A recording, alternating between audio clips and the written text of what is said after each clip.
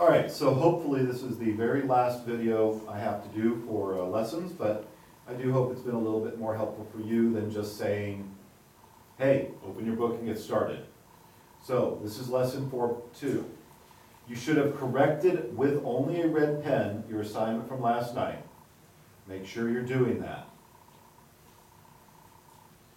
Definition to start off with is, like I said, this chapter is all about triangles, and knowing the parts of the triangles going to be important. An included angle of a triangle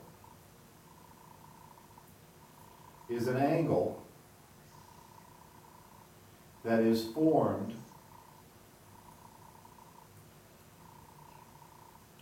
by two sides of the triangle. So we say it's included by those sides or in those sides. Let me show you an example. Let's say I've got a triangle, NOW.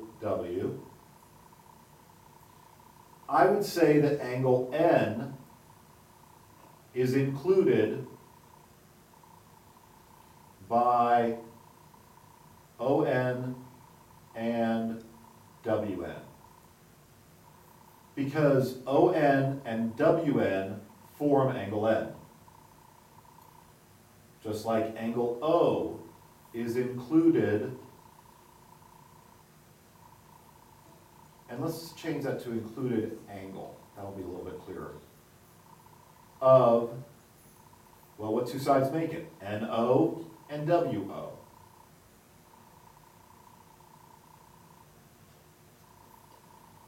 Angle W is included angle of OW and NW, because angle W is formed by those sides. So we say it's included. This is going to be really important when we talk about triangles being congruent. If you know which angle is included, you're going to be able to use that. Just like included angle, which again is formed by two sides, we can talk about unincluded side of a triangle. So included angle is between two sides. Unincluded side of a triangle is a side that's endpoints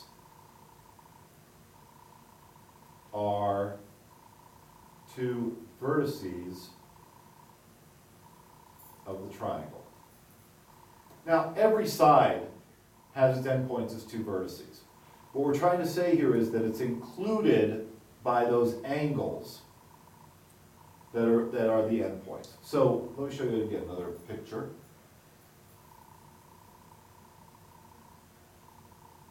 Let's do WIN. So we'd say WI is included side. Well, what two angles have their vertices at the end? W and I. WI is the included side of those two angles. IN is included side of, exactly, angles I and angle N. WN is included side of what two angles? W and N. Because their vertices are the endpoints. A side is included if its endpoints are the vertices of those two angles. Right now, we have said The only way for us to prove triangles are congruent is to show all parts are the same. But I'll give you a little fact. You know how I say mathematicians like things easy? Well, they do. The fact here is we do not need to show all parts congruent to show triangles are congruent. Now, you can certainly do that, but that's a lot of work. That means you have to show all three sides. You also have to show that all three angles are the same. If you want to use that, go ahead. But you can't always do that. Sometimes you need to use a rule. And that's what these rules are really for. They're for helping you to make things simpler. If I don't want to show all the parts the same, can I show some of the parts the same? And that's exactly where we'll start. We'll start with postulate 4.1 today. Don't forget about included sides and angles. That's going to come up in a minute. Postulate 4.1 says this. It's called the side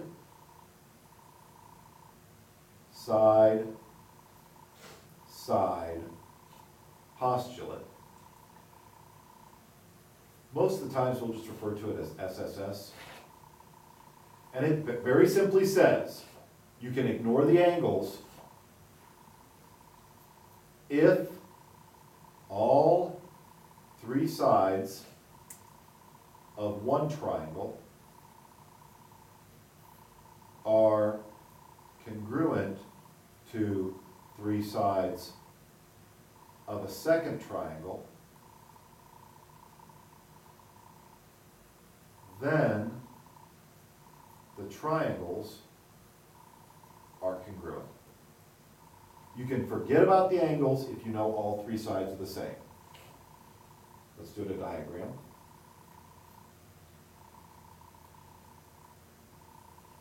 So we have ABC, XYZ. Very important you write this down correctly, because as you noticed on the notes quizzes, I refer to these and say, what was the diagram I drew? This says if, let's have fun, AB and XZ are congruent.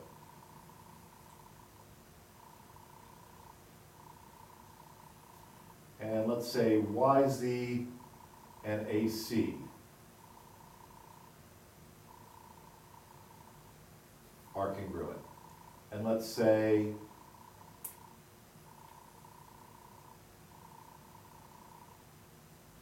BC and XY are congruent. Then triangle, let's start ABC. And I have to be careful. I went from this side, which is the same as this side, to this side, which is the same as this side. So I do X, AX to B, and actually I went backwards, didn't I? I should go Z to X to Y. Because X, Y, and BC are the same, and that's where I ended up. So I went from Z to X to Y, same thing as going from A to B to C.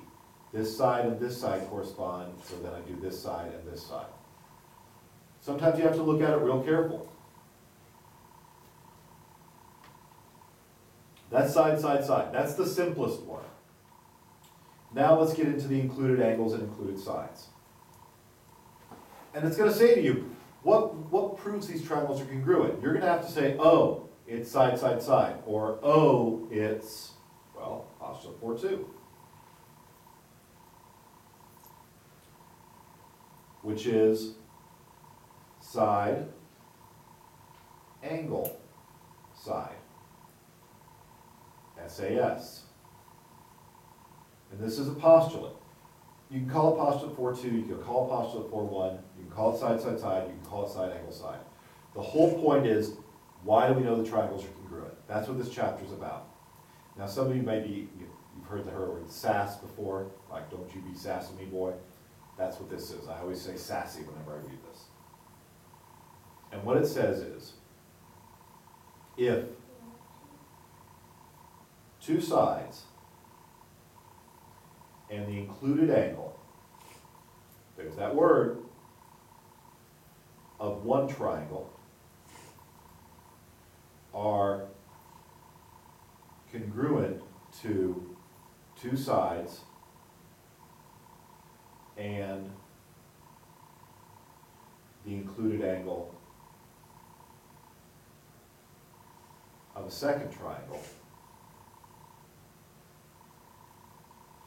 then the triangles are congruent. So now you have two ways. You can say side, angle, side, or side, side, side. Let me show you an example of side, angle, side. See how the angle's in between the two sides?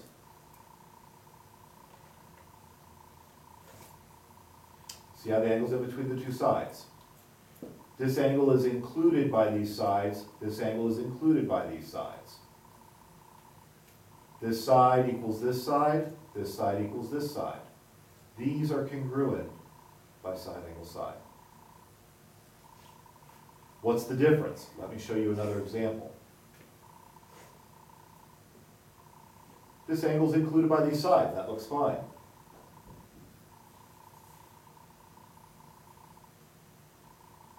See how this angle is not in between the two sides?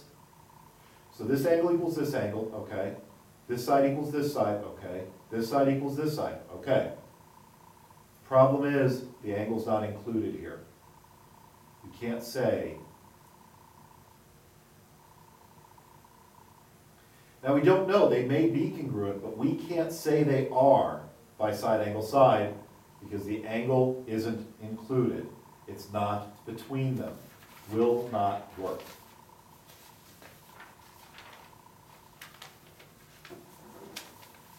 Let's see how we're going to use this when we do a proof. I know, you're saying, really, Mr. Berzins? Great, proof, awesome. Let's do a proof.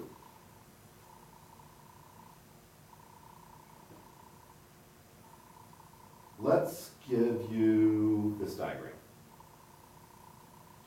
And you'll probably get one very similar to this on your homework. I'm going to draw, it looks like a bow tie. And I'm going to say this is E, I, F, G, H. I'm going to say given the figure.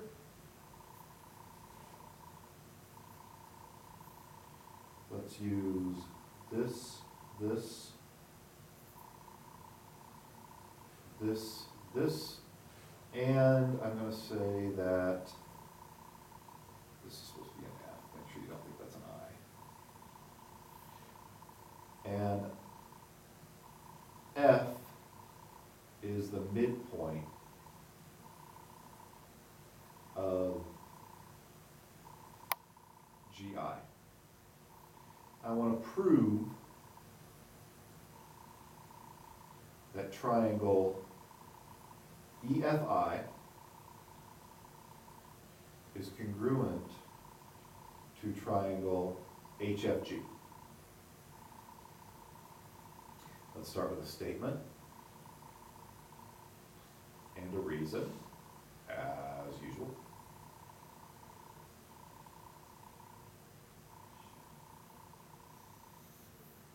Move this out of the way so we can see a little better. Start with my given, which I'm just going to state what the figure says, which is that EI is congruent to HG, and that EF is congruent to HF, that's given, and again, F is midpoint of GI. and I want to prove, again, with triangles are congruent. Right now, there are only two ways I know. I can either use side, angle, side, cesse, or I can use side, side, side. Those are my options. Well, let's do just what we know from the given, and let's say that f is the midpoint. So I'm going to say, since f is the midpoint, what does a midpoint do? A midpoint splits a segment into two equal parts. So if f is the midpoint, then IF equals FG.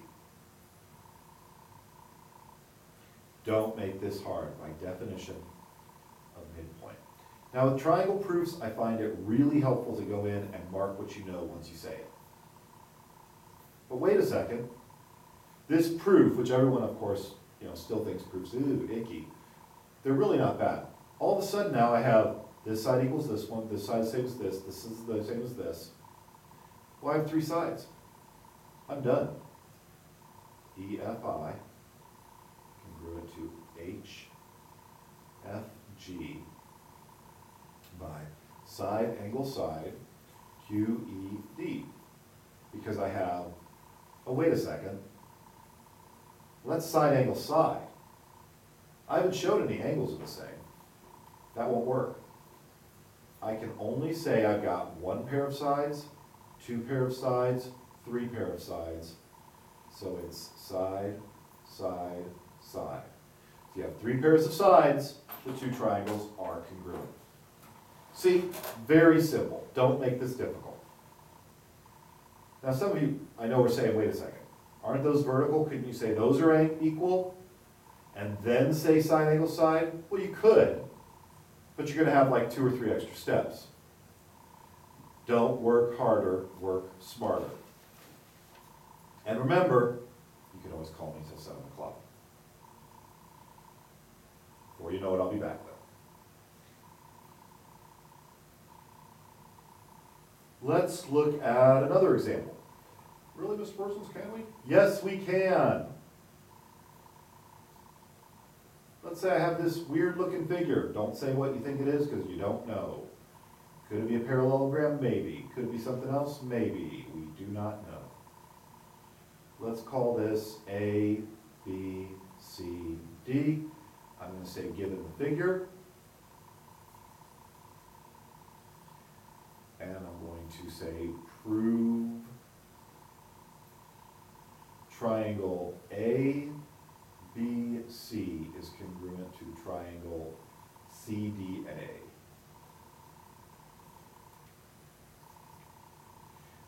And if you see DA, well, then you probably studied. Statement, reason. Think, I want to prove triangles congruent. I have 2 ways of doing that. One way, side, side, side. Second way, side, angle, side. Right now I have 1 pair of sides and 1 pair of angles. Let's go ahead and write that up, and we say angle or side AB is congruent to side CD, and angle BAC, B to A to C, is congruent to angle DCA. That's given. Is there anything these 2 triangles have in common? Well, actually there is. What segment do they both have? We have this segment, that's 1 pair. We have this angle and that angle, that's 1 pair. What segment do they share? Exactly. AC is congruent to AC by reflexive. But guess what, ladies and gentlemen? I'm going to go ahead and mark that in there just so I can see it. I have a pair of sides, a pair of angles, and another pair of sides. And you know what that means? I can say triangle ABC is congruent to triangle CDA by side, angle, side. And there's my QED. Because that's what I wanted to show. I wanted to show those 2 triangles are congruent.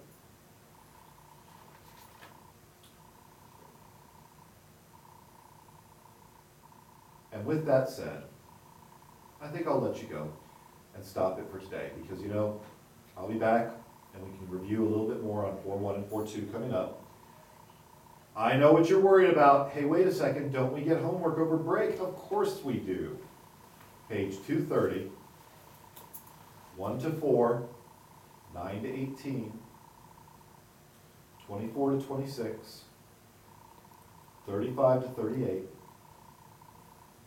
I wouldn't leave you with no fun over the break.